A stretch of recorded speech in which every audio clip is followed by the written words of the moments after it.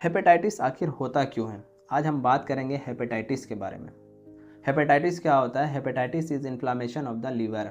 Hepatitis क्या होता है? लीवर का इन्फ्लामेशन होता है। इन्फ्लामेशन क्या होता है? लीवर में सूजन हो जाता है, स्वेलिंग हो जाता है, जिसको बोलते हैं इन्फ्लामेशन।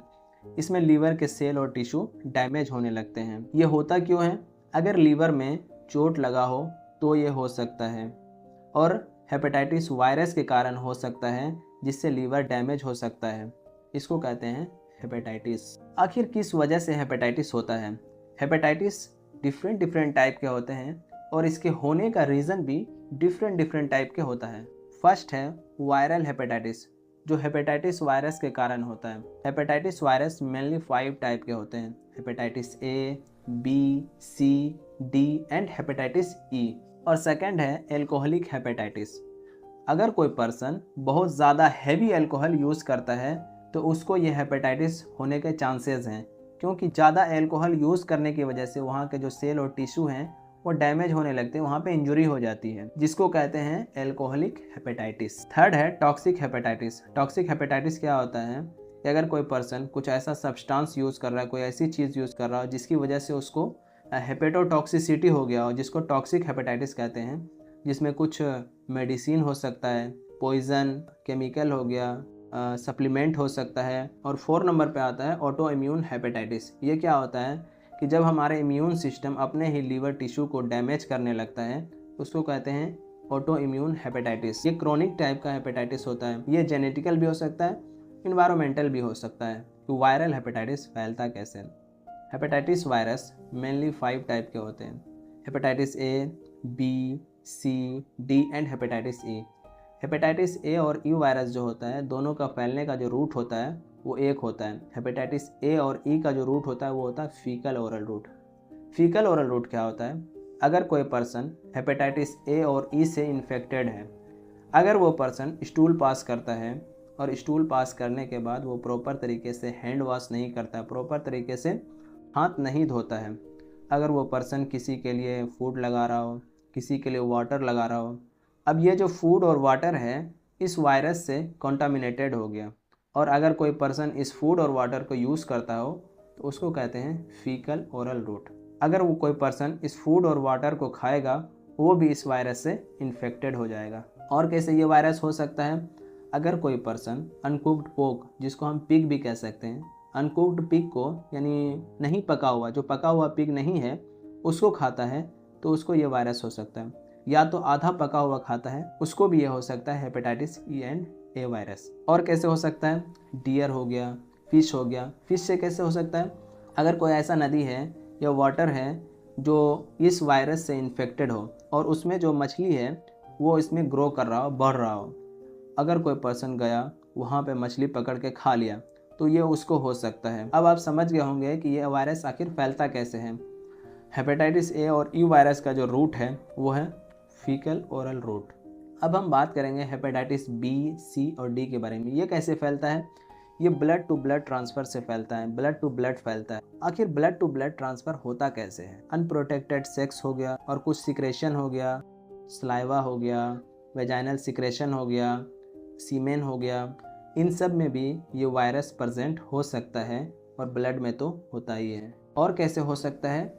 अगर कोई इन्फेक्टेड पर्सन का ब्लड किसी ऐसे पर्सन में चढ़ा दिया जाए जो इन्फेक्टेड नहीं था, वो भी इससे इन्फेक्टेड हो जाएगा। पहले ये बहुत होता था, अब कम होता है। और कैसे हो सकता है? टैटू के ज़रिए। अगर कोई ऐसा पर्सन टैटू कराया जो इस वायरस से इन्फेक्टेड था, और उसी नीडल से कोई और पर्सन कराया, तो वो भी इस वायरस से इन्फेक्टेड हो जाएगा। और कैसे हो सकता है? IV drug user, percutaneous route, वो क्या करते हैं, सेम नीडल का यूज़ करने की वजह से भी हो सकता है। और हेल्थ केयर स्टाफ हमेशा ब्लड के कांटेक्ट में रहते हैं, तो उसको भी ये होने के चांसेस ज़्यादा रहते हैं। और क्या है? Perinatal route. ये क्या होता है? जिसको हम वर्टिकल रूट भी कहते हैं। ये कैसे हो सकता है? मदर से बेबी को हो सकता है, यानी माँ से बच्चे को भी ये वायरस हो सकता है। अब आपको क्लियर हो गया होगा कि आखिर ये वायरस फैलता कैसे है। हेपेटाइटिस ए और ई का जो रूट है वो है फीकल ओरल रूट, और हेपेटाइटिस बी, सी और डी का जो रूट है वो होता है ब्लड टू ब्लड, ब्लड के थ्रू हो सकता है। अब हम बात करते हैं हेपेटाइटिस के लक्षण के बारे में, उनके सिम्टम्स के बारे में। क्या सिम्टम्स शो करता है हेपेटाइटिस होने के बाद? फीवर हो गया, थकान हो गया, भूख कम लगने लगता है, नोजिया वोमिटिंग हो गया और एब्डोमिनल पेन हो गया। अब ये सारे सिम्टम्स क्यों शो कर रहे हैं? क्योंकि लीवर सही तरीके से काम नहीं कर रहा है, वो डैमेज हो रहा है। अब भूख नहीं लग रही है, पेशेंट को बॉडी में सही से मेटाबॉलिज्म नहीं हो रहा है। थकान क्यों हो रहा है? पर्सन को सही से खाना नहीं मिल रहा है, वो खा नहीं रहा है और पेट में दर्द हो रहा है, स्पेशली राइट साइड जहाँ पे लीवर का लोकेशन है। और क्या सिम्टम्स शो कर रहा है? यूरिन डार्क कलर का आ रहा है, स्टूल जो पास हो रहा है वो मिट्टी कलर का हो रहा है, जोड़ों में दर्द हो रहा है और जॉन्डिस। अब ये सारे सिम्टम्स क्यों शो कर रहे हैं? लीवर का एक और काम है आरबीसी का ब्रेक डाउन करना, जो लीवर में भी होता है, स्प्लीन में भी होता है। आरबीसी के ब्रेक डाउन में एक पिगमेंट निकलता है जिसको कहते हैं बिलीरुबिन, और बिलीरुबिन का बॉडी से बाहर निकालना बहुत ज़रूरी है। और बिलीरुबिन को बॉडी से बाहर कौन निकालता है? लीवर। तो लीवर क्या करता है? हमारे बॉडी में बिलीरुबिन को मेंटेन करके रखता है। बिलीरुबिन वाटर सोल्यूबल नहीं होता है, तो उसको वाटर सोल्यूबल लीवर बनाता है। बिलीरुबिन की जितना ज़रूरत हमारे बॉडी को होती है उतना वो रखता है, बाकी बाइल के थ्रू इंटेस्टाइन में पहुंचा देता है और इंटेस्टाइन से स्टूल के थ्रू हमारे बॉडी से बाहर निकल जाता है। तो बिलीरुबिन एक पिगमेंट है जो हमारे स्टूल को येलो और ब्राउन कलर प्रोवाइड करता है। बिलीरुबिन अगर हमारे बॉडी से बाहर नहीं निकलेगा तो क्या होगा? हमारा शरीर जो है वो येलो होना स्टार्ट हो जाएगी, पीला होने लगेगा। हमारे जो स्किन है वो भी पीला होने लगेगा, हमारे जो आँख हैं वो भी पीला होने लगेगा। और इस कंडीशन को हम सब क्या बोलते हैं? जॉन्डिस। अब जॉन्डिस के कारण क्या होगा कि हमारे जो पेशाब का कलर है वो काला होगा, डार्क होगा, क्योंकि बिलीरुबिन हमारे बॉडी से नहीं निकल रहा है। और बिलीरुबिन के जमा होने की वजह से हमारे यूरिन का कलर जो है वो डार्क आ रहा है। अब बिलीरुबिन स्टूल से भी नहीं निकल रहा है तो क्या होगा?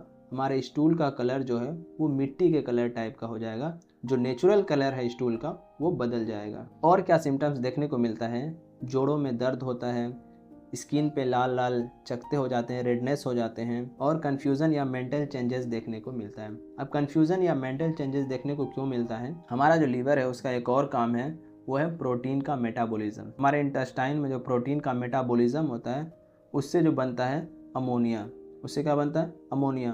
और अमोनिया को हमारा लीवर यूरिया में कन्वर्ट कर देता है, यूरिया में बदल देता है और यूरिया हमारे बॉडी से यूरिन के थ्रू बाहर निकल जाता है।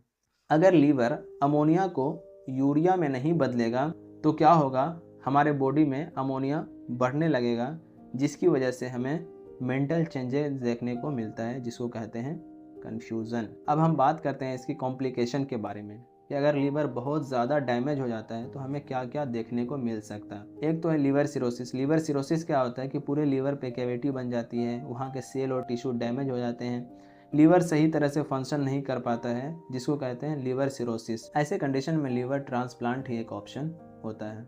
और दूसरा क्या है? Liver failure. लीवर फेलियर हो सकता है, लीवर फेल कर सकता है। और क्या है? लीवर कैंसर, ये भी हो सकता है।